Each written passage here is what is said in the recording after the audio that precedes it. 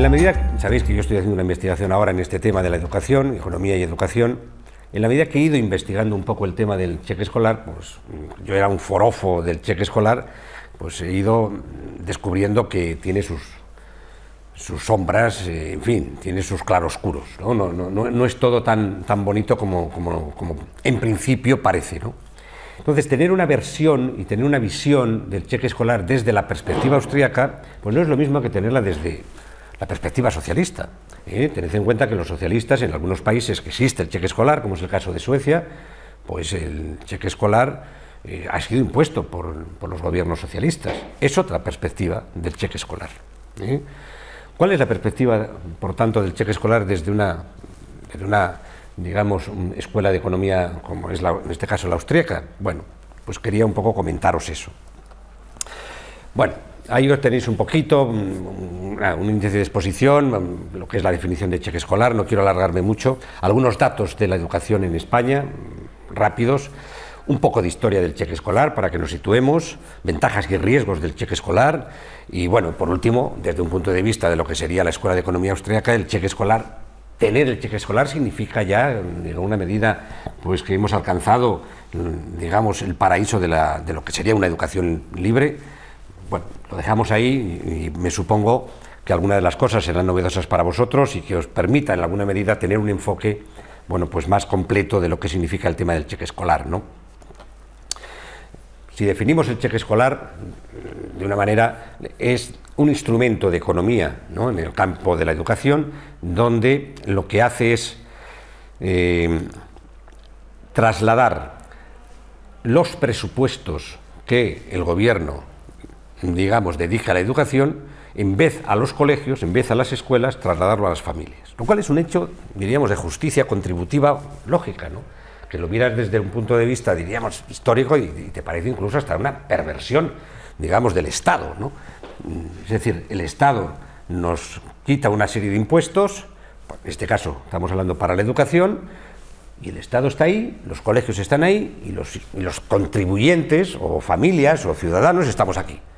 Entonces, viene el Estado, nos coge los impuestos y se los manda a un tercero que no conocemos de nada, que es abstracto, que se concretiza, pero que es abstracto, es la educación y que se concreta en las escuelas, ¿no? Entonces, nos saca dinero a los contribuyentes para dárselo a los colegios. Parece que lo lógico sería que a los contribuyentes que le está sacando el dinero, llegado el momento de distribuir parte de eso que previamente le ha sacado a los contribuyentes, lo hagas directamente a los contribuyentes, no se lo hagas a los colegios. Luego ellos ya darán, digamos, ese dinero al colegio que crean conveniente. Bueno, esto es lo que permite, digamos, el cheque escolar, ¿no? Allí donde está institucionalizado el cheque escolar, bueno, pues los ciudadanos pagamos impuestos, el gobierno de turno dice este es el presupuesto para todo el año, para todo el curso, y en vez de darle ahora este presupuesto a los colegios, se lo doy a las familias y que ellos decidan la parte correspondiente, lo que es un cheque, ¿no?, a qué colegio se lo dan. No lo decido yo, lo deciden los propios familias, que en el caso, diríamos, del consumidor, hablando en términos de mercado, pues serían los alumnos, ¿no? Bueno, me parece muy justo eso, ¿no? Y esa es una ventaja del cheque escolar, ¿sí? El contribuyente aporta dinero y el Estado le devuelve una parte de ese dinero para que distribuya él, la familia, el ciudadano, ese dinero al colegio que mejor crea oportuno, por la razón que sea, ¿no? Bien. Fijaros un poco, para poneros un poco un mapa desde el punto de vista estrictamente cuantitativo, ¿no?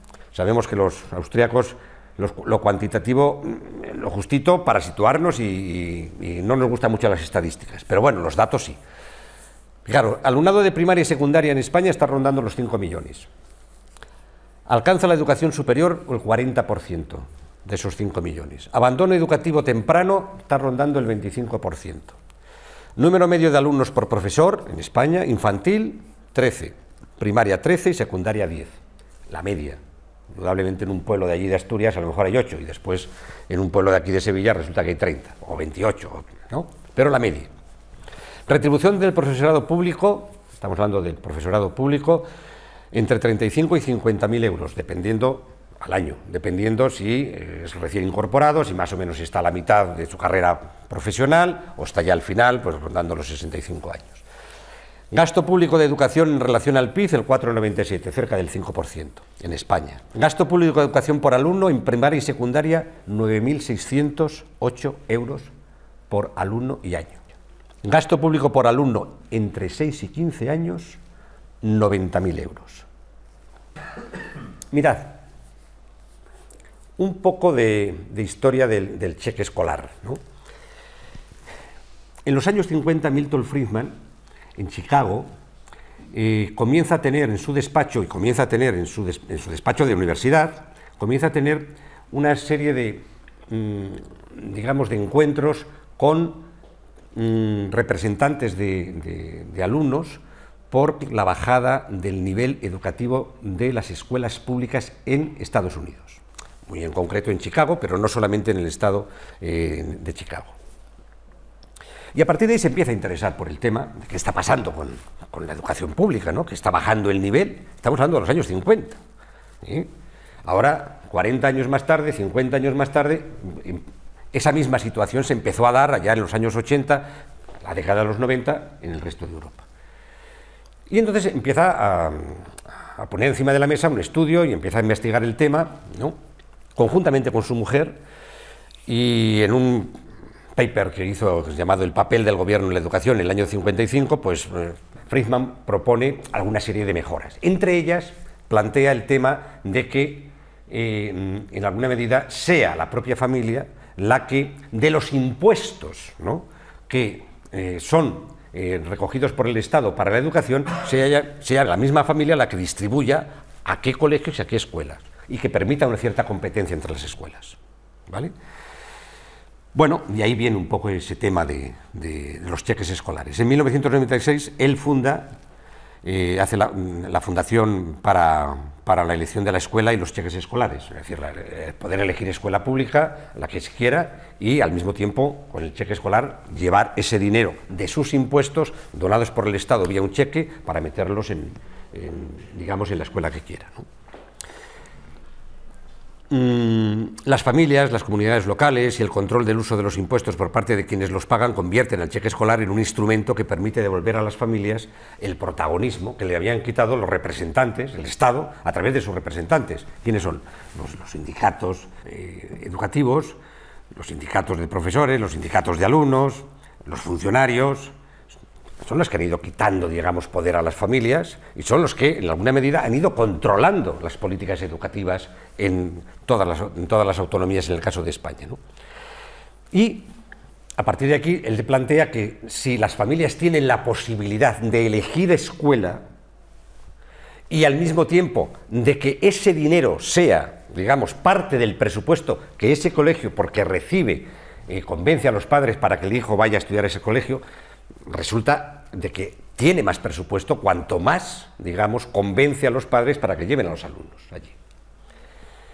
Indudablemente viene un poco a decir, oye, sería conveniente pensar que la libertad educativa o la educación libre debería de, por lo menos, pensarse que tiene dos importantes objetivos de consecución. Una, que nosotros consigamos que haya un mejor control de los presupuestos, un mejor uso de los presupuestos públicos, porque si yo llevo a este colegio a mi hijo es porque, bueno, pues está haciendo las cosas mejor que el colegio de enfrente, por tanto hay una mejor gestión de los recursos públicos, y por otra parte, si además conseguimos que haya un aumento del nivel en las evaluaciones de Estado, en las evaluaciones internacionales de esos alumnos, mucho mejor.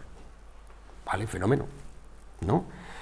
Y ahí donde se ha impuesto el cheque escolar, que empezó a imponerse en los años 50 en Estados Unidos, la verdad es que mejoró el nivel de la educación y mejoró el control, por decirlo así, presupuestario de la financiación pública de esos colegios públicos, ¿no?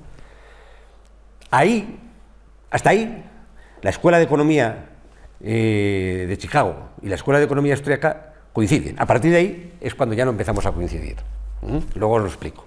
Pero ahí empieza las diferencias entre la Escuela de Chicago y la Escuela de Economía Austríaca, justamente en este triángulo que comentamos, ¿no?, de nivel educacional, de control presupuestario, rigor en la gestión y libertad de educación. Ahí es donde empezamos a diferenciarnos entre lo que es la economía austríaca y lo que es la Escuela de Chicago. Y estamos hablando de liberales, fijaros si hablamos del cheque escolar desde el punto de vista socialista. ¿Qué países tienen cheque escolar en este momento? Bueno, pues Australia, Nueva Zelanda, Chile. Hay 5 regiones en Italia que tienen cheque escolar. Hay algunos estados de Estados Unidos, no todos, en concreto Chicago tiene, tiene también California, tiene también Texas, tiene, ahora no me acuerdo, pero hay alrededor de unos 15, 18 estados que tienen cheque escolar. Y algunos fluctúan, unos lo quitan y lo ponen, en fin, ¿no? En España ahora también está en plan piloto, y está en plan piloto, por ejemplo, en la región valenciana, están en algunos pueblos en concreto, por ejemplo, Torremolinos, aquí en Andalucía, tiene cheque escolar, en plan piloto. Albacete, la ciudad de Albacete también tiene cheque escolar, pero no desde un punto de vista, digamos, institucional todavía. Os comento un poco la historia de Chile. ¿Por qué Chile tiene cheque escolar? La Universidad Católica de Chile, de Santiago, tuvo siempre una relación muy directa con la Escuela de Chicago. Los principales economistas de la época, de los años 50, chilenos, se marcharon a estudiar a Chicago. Y de ahí viene un poco la relación, ¿no?, de la Escuela de Chicago con el liberalismo chileno. Cuando se hizo el golpe de Estado, con Pinochet, al año de haberse hecho el golpe de Estado, año y medio más o menos, entonces fue invitado a dar unas conferencias sobre la liberalización de la educación. Y vino a dar unas conferencias Milton Friedman. Cuando muere Mao, pues esto, el golpe de Estado en Chile fue el año 73, en el año 74-75 va Milton Friedman a Santiago a dar una serie de conferencias para la liberalización de la economía en general y en concreto de la educación. Bueno, pues muere también por aquellos años, al poco tiempo, muere Mao, y en la década de los 80 Zhao Ziyang le llama también a Milton Friedman para que vaya a ayudarles a liberalizar la economía y, entre otras cosas, también a liberalizar la educación, ¿no? Y en un artículo muy famoso que tiene él, comenta, y lo tengo aquí escrito un poquito, ¿no?, tanto en China como en Chile impartí exactamente las mismas conferencias. He visto muchas manifestaciones contra mí por lo que dije en Chile, pero nadie ha hecho objeciones a lo que dije en China y defendí lo mismo. ¿Cómo se explica? Con una diferencia de una década. China, con su política educativa, ha instituido el triángulo virtuoso de la educación, eso que se ha dado en llamar el triángulo virtuoso de la educación. Mirad, cuando muere Mao, China se encuentra, es decir, los comisarios, digamos, del Partido Comunista, se encuentran que miran a su alrededor y se encuentran sorprendidos, lógicamente, pues con una situación enormemente, para ellos, muy desagradable. Es que un país como China, que es más que un país, es una civilización de más de 5.000 años, resulta que en 40 años de Mao había convertido a China en el país más analfabeto de todo Asia, no ya comparativamente con... No, de todo Asia. Pero claro, se plantean que algo hay que hacer, ¿no? Entre ellos, Zhao Ziyang, bueno, pues plantea que hay que tocar el tema de la educación, y lo primero que hacen es, pues, empezar a liberalizar la educación, diciendo, oye, mira, la educación pública básica, aquello de las 4 reglas, saber leer, escribir, en fin, y las cuentas, las 4 reglas, bueno, vamos, eso les tienen garantizado. Ahora, todo lo que ustedes quieran que su hijo se eduque más, tendrán ustedes que invertir en ellos. Y ahí se ven ustedes, ¿no?, nos tenemos que imaginar, digamos, esto en finales de los años 80, pues a la clásica familia, que es una familia extensa, china, en donde en una casa pues viven los abuelos, viven los hijos y viven los nietos. Más bien el nieto, pues familias de hijo único, ¿no? Y ahí te ves, pues a los abuelos, poca pensión, pero como se suele decir, y en plan un poco así, digamos, gráfico, tenemos una sensación de que con un grano de arroz desayunan, con otro comen y con otro cenan, pues por poca que sea la pensión, pues les sobra algo. Pues ese dinerito iba para que el niño, después de salir de clase, de lo público, pues pudiera ir a un profesor privado o pudiera ir a una academia que se estaban montando para que pudiera mejorar la matemática, la lectura, lo que fuera, ¿no? Los padres hacen horas extras para que vea que el hijo pueda ir a tener una educación mejor.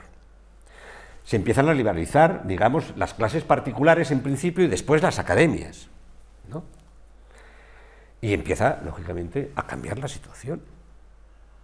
Ese famoso triángulo virtuoso de la educación, que es visibilidad de los costes. Es que la educación es gratuita.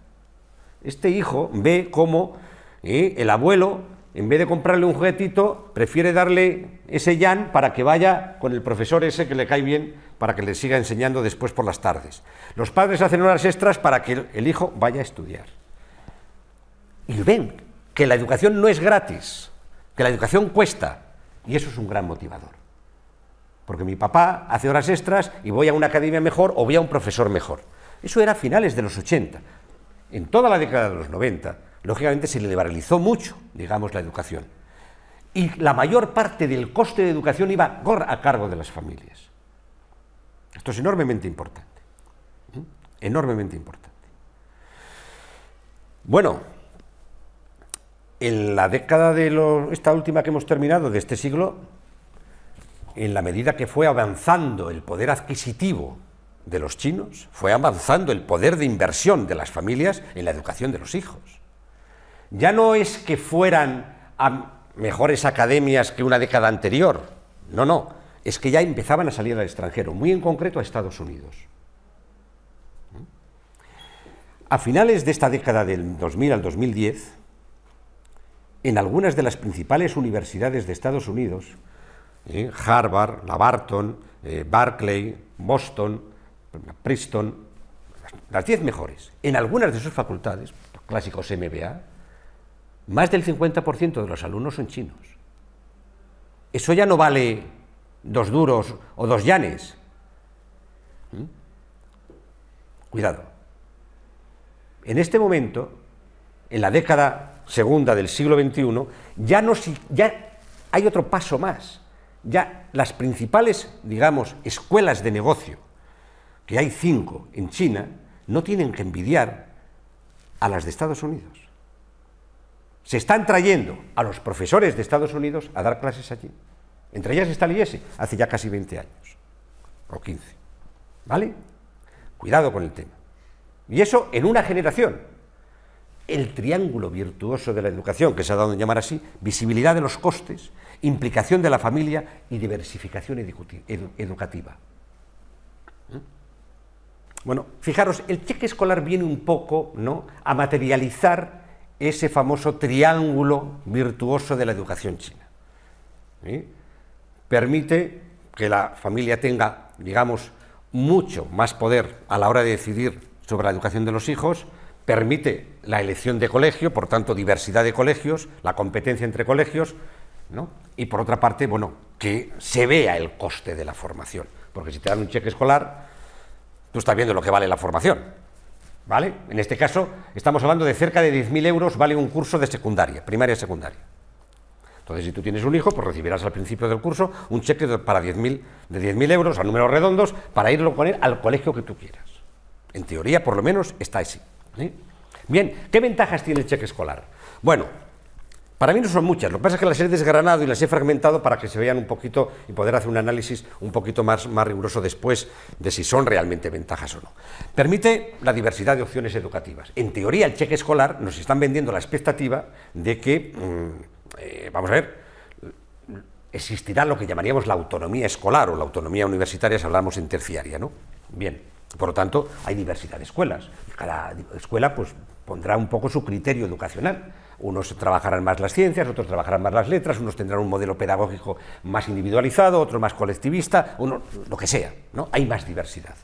Introduce la competencia posibilitando la mejora de resultados. Indudablemente, si a mí lo que va a haber ahora es la posibilidad de que en función de lo que yo convenzca a los padres voy a tener más alumnos y por tanto cada curso más o menos cheques escolares y por tanto más o menos presupuesto de gestión para el curso, pues tengo que competir, ya no somos todos iguales, ¿vale?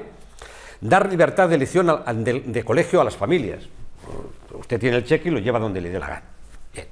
¿Obliga a una gestión más profesionalizada de los recursos escolares? Por supuesto, en teoría, si aquí en este colegio pues tengo 100 alumnos, tengo 100 bonos escolares o 100 cheques escolares, ¿no? Si tengo 50, tengo la mitad, y si tengo 200, tengo el doble. Por tanto, obliga a una gestión más profesionalizada, porque no tengo más,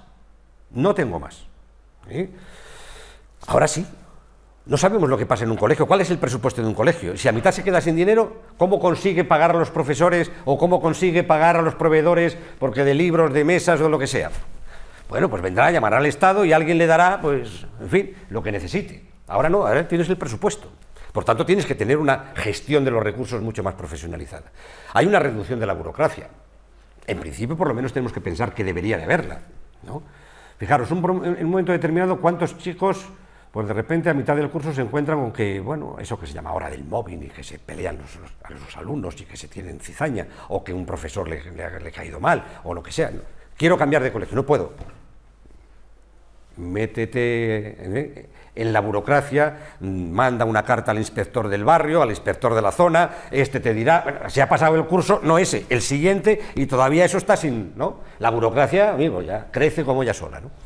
Bueno, en teoría, si yo tengo el cheque escolar y yo mensualmente voy dando mi dinero al colegio, lo que pasará es que si mi hijo no estudia o no aprende, al mes siguiente le digo al colegio de enfrente, mira, ¿tienes plaza? Sí, pues mira, te lo traigo. Se acabó. Este mes, cuando arranque la hoja del talonario, ya no la tienes. Por lo tanto, en teoría puede reducir, ¿no? Digamos, la burocracia. Permite una mayor integración social. También en teoría. ¿Por qué? Pues porque yo puedo llevar, en teoría, mi hijo al colegio más elitista de la ciudad, o lo puedo llevar al que lo estaba llevando, ¿no? El contribuyente no paga dos veces por el mismo servicio. También. Es posible que eso suceda, que no pague dos veces por el mismo servicio. Mi hijo, si hubiera existido cheque escolar, mi hijo estudió en el colegio alemán. De frente hay un colegio de secundaria exactamente igual, público. Yo he pagado por mis impuestos el público y en nivel privado he tenido que pagar todos los meses lo que valía el colegio alemán. Si me hubieran dado un cheque, pues yo lo hubiera metido en el colegio alemán. Posiblemente muchos de los que iban al colegio público también hubieran metido en el colegio alemán, posiblemente. En teoría, permite mayor integración social. Aumenta la transparencia y puede reducir el gasto público. ¿Que aumenta la transparencia? En principio sí, puede aumentar la transparencia y debe aumentar, y de hecho, en los países en donde está, aumenta la transparencia. Lo que reduzca el gasto público queda por demostrar. Pero bueno, el Estado limita su poder al establecimiento de los mínimos contenidos educativos exigibles y a la inspección, digamos, escolar. Este es el quid de la cuestión. Desde un punto de vista austriaco, es decir, yo me hubiera quitado las otras 9 y me hubiera puesto aquí. Por favor, dígame usted cómo queda, cuando se instaure el cheque escolar, cómo queda eso de los límites del Estado en la educación. Pero claro, ¿cuánto de verdad hay en todo lo demás? ¿Cuánto de verdad? Porque a nosotros los austriacos, para nosotros una cuestión clave fundamental es, ¿el cheque escolar sirve para potenciar el poder de las familias sobre la educación de los hijos? ¿O va a seguir de otra manera sirviendo para potenciar el poder del gobierno sobre las familias y la educación de los jóvenes? Ya decía Herbert Spencer que el fin de la educación es formar un ser apto para gobernarse a sí mismo, no un ser apto para ser gobernado por los demás. Si nosotros pasamos un poco de reflexión a esas ventajas que hemos dicho, ¿permite la diversidad de opciones educativas? Pues depende, este número 1 del 10. Depende de lo que el Estado se limite a intervenir en la educación. Si mañana el Estado dice, como en Suecia, ¿cuánto es el listado curricular de un curso de primaria y secundaria? Por ejemplo, 10 asignaturas. Muy bien. Y de esas 10 asignaturas, 8, yo, Estado, las impongo. Por lo cual le queda a la escuela, al colegio, 2 asignaturas de libertad. Entonces me importa mucho, ¿cuáles son los límites de intervención del Estado en la educación? En Suecia está rondando el 50%, la mayor parte de los países está rondando el 50%. ¿Vale? Pero eso es muy importante, porque la diversidad de opciones educativas va a depender, digamos, de la capacidad de intervención que tenga el Estado. ¿Cuáles son los límites del Estado? Y luego, ¿quién controla? Si va a controlar el Estado, pues indudablemente ya sabemos que los controladores en nombre del Estado, pues es un camino, ¿no? Pero podemos sospechar que al final nos lleve donde quiere el Estado. Porque si yo mañana digo, oye, quiero meter música, y cuando salgan los chicos de secundaria también saldrán con una formación en música que podría ser, pues, bueno, pues, fácilmente similar a la de un conservatorio. Si empiezan los controladores, inspectores del Estado a decir que esa asignatura, pues que eso no genera trabajo, que eso no es lo que pide el pueblo, que eso no sé qué, no sé cuánto, ya está. Si no le quitas potencia, digamos, y poder a los poderes fácticos actuales en nombre del Estado, indudablemente tenemos muy pocas posibilidades de creer en la diversidad educativa. Pero de entrada, yo pongo ahí, digamos, mis dudas. ¿Introduce competencia posibilitando la mejora de resultados? Creo que sí, porque aunque fueran 8 asignaturas de 10, esas 2 asignaturas, las escuelas empezarían a competir. Poco, pero empezarían a competir. ¿Da libertad de elección al colegio a las familias? Sí, le da libertad. Y yo creo que es muy importante, pero para mí la libertad sin diversidad, la verdad es que no me dice mucho desde el punto de vista de la libertad, digamos, educativa como pensamiento austriaco. ¿Otorga más poder a los padres sobre la educación de sus hijos? Yo me quedo con la duda. Siguen teniendo mucho poder los sindicatos de profesores y los sindicatos de alumnos y los funcionarios todavía en aquellos países en donde está instaurado el cheque escolar como instrumento. Y ya sabemos que los padres son un ejército permanentemente dividido, viven su vida, se van a trabajar, tienen 1000 cosas. Los profesores, los alumnos, los funcionarios no tienen otra cosa que hacer que unirse y al final acaban teniendo mucha fuerza. Entonces, si yo puedo elegir de colegio, el colegio con mi cheque, pero siguen mandando los de siempre, pues mira usted, lo de la libertad educativa, que para nosotros es fundamental desde la perspectiva austríaca, nos deja un poco al menos en duda, ¿no? ¿Obliga a una gestión más profesionalizada de los recursos escolares? Sí, en principio sí. Lo que decía, a este colegio le han llegado 100 bonos y el presupuesto de esos 100 bonos es para el curso, por tanto tienes que espabilar. Aquí no puedes después pedir, digamos, a cuentas del Estado más dinero porque te has gastado a la mitad del curso, a la mitad del ejercicio escolar, te has gastado todo el presupuesto. ¿Reducción de la burocracia? En principio, aquello que comentábamos, sí. Es decir, llevo a mi hijo, no encaja por lo que sea con los profesores, con los alumnos, pues lo puedo cambiar. ¿Permite una mayor integración social y segregación, como se está pasando en Suecia y en Nueva Zelanda y en el mismo Chile? Claro que permite más integración social. Pero cuidado, yo a lo mejor resulta que estoy en una zona de crecimiento de Madrid y resulta de que empezó mi hijo a estudiar, han venido mucho inmigrante, no solamente hispanoamericano, también de Marruecos y ahora resulta ser de niños árabes, ¿no? Y hace ya 5 años que no puedo poner el árbol de Navidad porque, claro, porque esto es un colegio laico y esto pues va en contra en fin, de otras culturas. Ahora me das el cheque escolar, ahora saco al hijo del colegio. ¿Qué coño de integración? ¿De qué? ¿No? Al final se van a quedar solo los moritos allí y los cristianos en el otro lado. Claro que permite, existe la posibilidad de integración. Yo puedo llevar a mi hijo al colegio más elitista de la ciudad, suponiendo que haya plaza. Pero también lo puedo sacar del colegio que ya no me interesaba. Claro. Las dos cosas se pueden dar, y de hecho se dan. Pero nos lo venden con la expectativa de que aumenta la integración social. Aumentan las dos cosas. El contribuyente no paga 2 veces por el mismo servicio. Cierto, es un poco lo que os comentaba yo de mi hijo en el alemán, ¿no? Aumenta la transparencia y puede reducir el gasto público. Generalmente las empresas, los colegios, tendrán que plantearse muy en serio competir en transparencia informativa. Aquí, de los 1000 alumnos que tenemos, el 80% ha aprobado. De ese 80% que ha aprobado, un 60% con notable, o un 20% con sobresaliente. Y el otro 20% ha recuperado y, antes de que empezara el otro curso, pues también ha aprobado. ¿O no? En este colegio resulta que tenemos unas bajas de profesorado nulas. Hay mucha fidelidad, está muy motivado el profesorado, bla, bla, bla, bla, bla. ¿Ahora quién te informa de eso? Nada, te acabas enterando porque hablas con una madre, hablas con un profesor, hablas con otro y te acabas enterando. Pero nadie te informa. Por tanto, yo creo que sí puede aumentar la transparencia. ¿Y puede reducir el gasto público? Hombre, ¿eso de qué puede reducir? ¿Cuál es el presupuesto? ¿50.000 millones es el presupuesto medio en este momento de educación en España? Todo, también en el universitario, todo. Si sigue siendo eso, aunque ahora lo distribuyamos, en vez de a los colegios y a las universidades, lo distribuyamos a las familias, seguirá habiendo el mismo presupuesto, ¿no? Y de nuevo volvemos a las mismas, es decir, el Estado limita su poder. Eso es lo que queremos saber.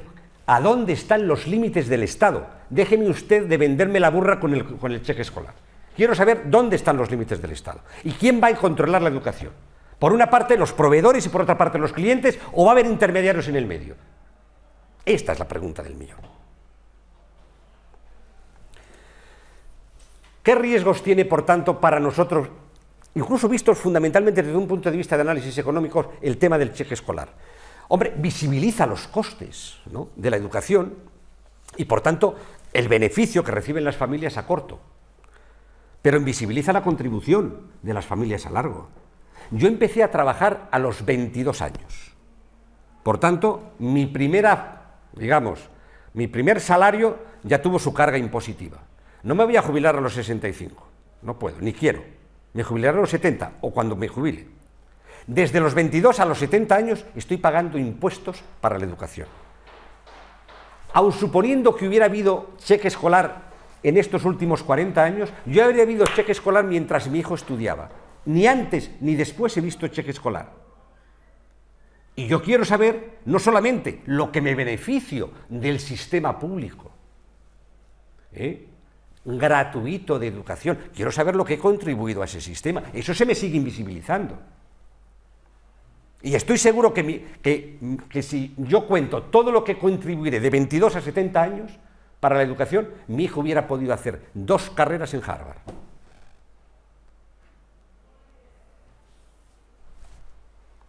Por tanto, cuidado con mitificar el tema del cheque escolar. Yo no estoy diciendo que sea malo, todo lo contrario, pero pongamos las cosas en su sitio.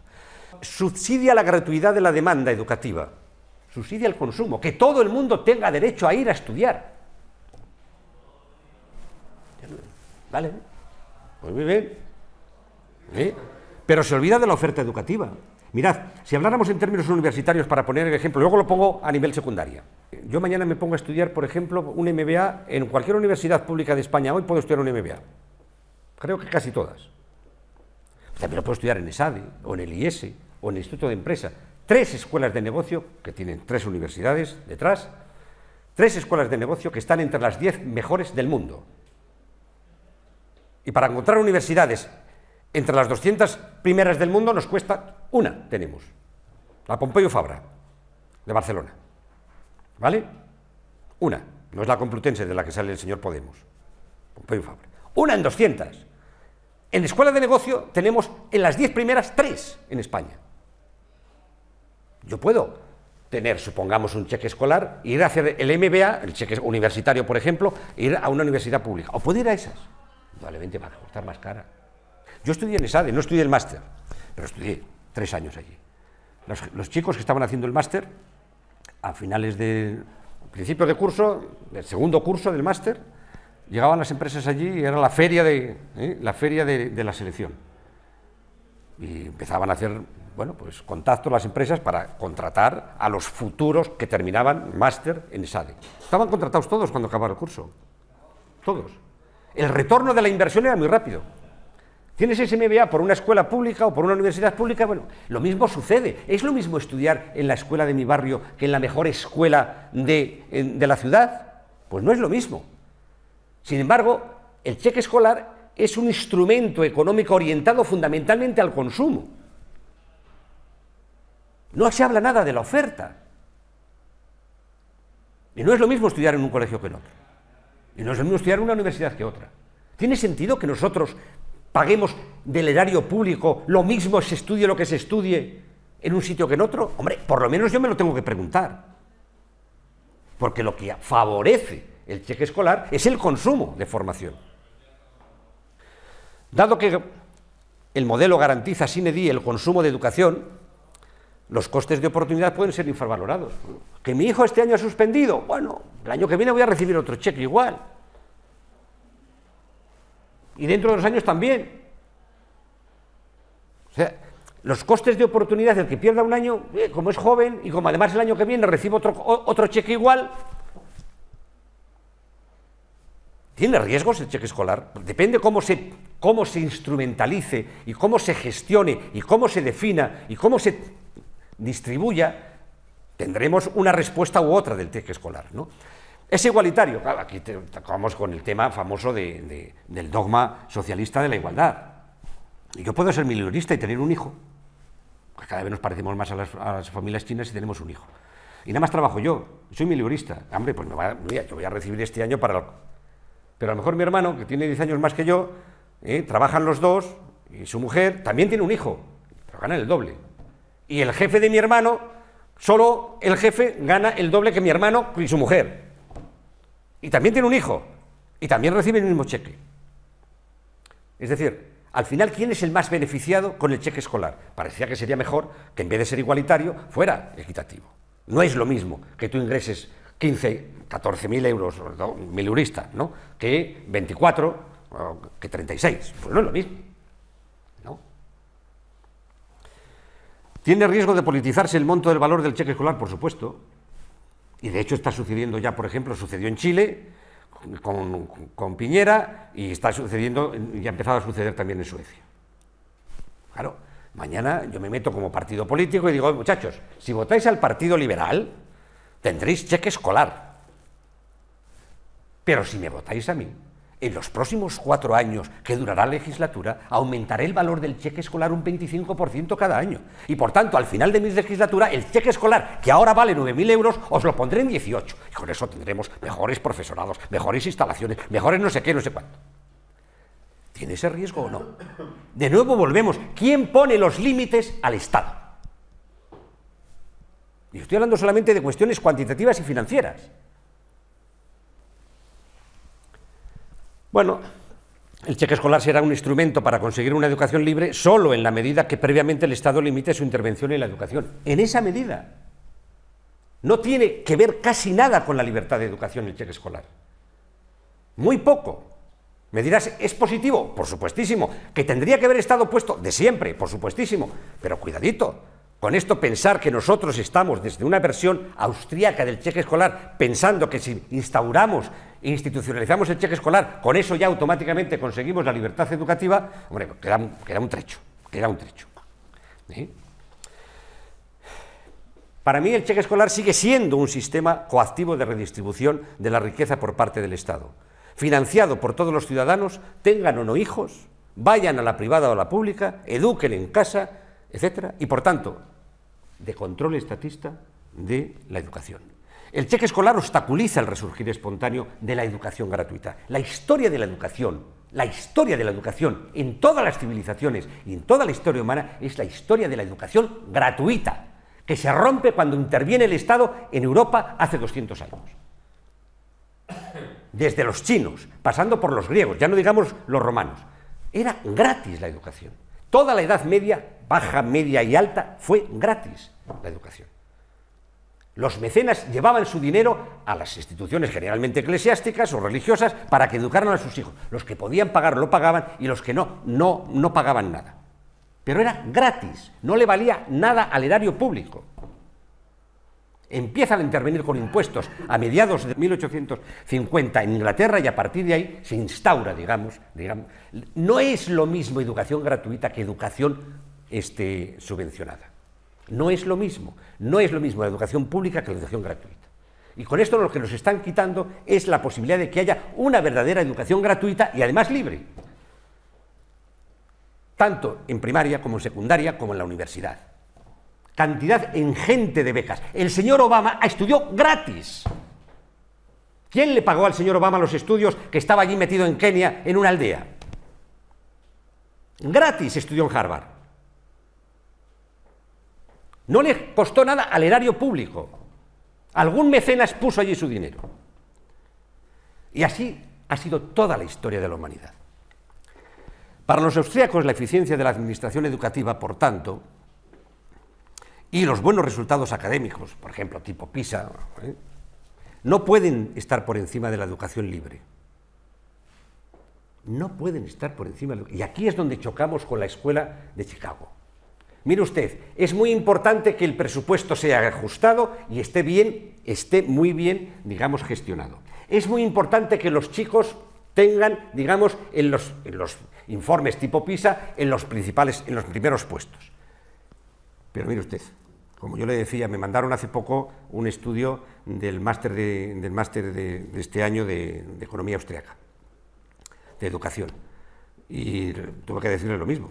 Digo, mira, me parece muy bien, unos datos cuantitativamente hablando muy bien montados, de unos alumnos del máster de economía austriaca, que yo lo hice también, pero el que una escuela, digamos, gestione bien los recursos, o incluso con menos recursos, haga más cosas que la escuela de la competencia, que además los niños salgan mejor posicionados en los informes tipo PISA, usted puede ser tan estatista como cualquier otra. Si al final el que elige es el Estado y el que impone es el Estado, los métodos curriculares, los contenidos curriculares, el profesorado, las instrucciones pedagógicas, pues mire usted, a lo mejor resulta que es muy buena gestión, digamos, financiera, es muy buena, digamos, los resultados. Mira, yo lo he dicho en más de una ocasión, no creo que podamos envidiar en este sentido a Finlandia. Es una educación muy estatista. Me dirás, con menos presupuestos que la media de gasto por alumno en España, están teniendo mucha mejor gestión, por supuesto. Y ahí están los resultados. Primero, segundo, tercero está Finlandia un año, el otro está Corea del Sur y el otro está Singapur. Y ahí se van turnando que si primero, que si segundo, que si tercero. Pero en los tres es muy estatista la educación. ¿Qué entendemos nosotros por una educación libre? Esta es la pregunta que desde el punto de vista de la perspectiva austríaca nos es fundamental. Esa es la pregunta que nos tenemos que hacer. Es verdad que para que haya una educación libre es importante que haya una libertad de mercado, de competencia por parte de los colegios.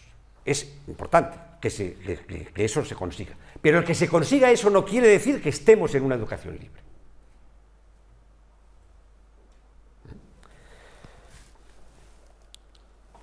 ¿Qué entenderíamos nosotros por una educación libre? Mirad, y estos no son austríacos, estos son de la Universidad de Barton, Jerry Wynn y David Rabenstein. Dice, la sociedad necesita conocimientos disruptivos para sobrevivir en un entorno competitivo en el que todo se transforma debido a los cambios tecnológicos, de los mercados o demográficos. Es más importante la innovación que la reproducción. Y ellos hablan del concepto de educación just in time, es decir, educación aquí y ahora para lo que ahora necesitan, digamos, ¿no?, los alumnos, necesitan las empresas, necesitan los demandantes. ¿No?